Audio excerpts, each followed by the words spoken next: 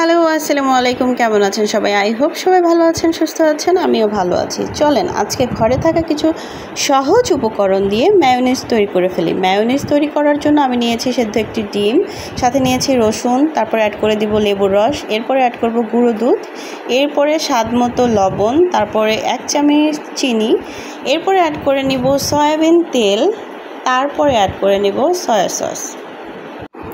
সব কিছু অ্যাড করার পরে এরপরে ব্লেন্ড করে নিব। ব্লেন্ড করার শেষে একটু পানি অ্যাড করে নিব, তবে এটার থিকনেস ঠিক রাখার জন্য পানিটা খেয়াল করে অ্যাড করতে হবে। আমারটা একটু পাতলা হয়ে গেছে, কোনো ব্যাপার না।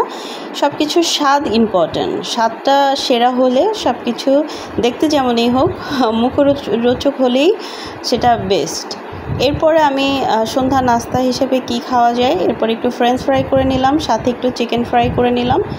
এই তো সন্ধ্যায় গরম গরম নাস্তা, চিকেন ফ্রাই, ফ্রেঞ্চ ফ্রাইয়ের সাথে মায়োনিজ, জম্পেশ একটা নাস্তা হয়ে গেল। সবাই ভালো থেকো, সুস্থ থেকো। আজকে এতটুকুই শেষ। আল্লাহ হাফেজ।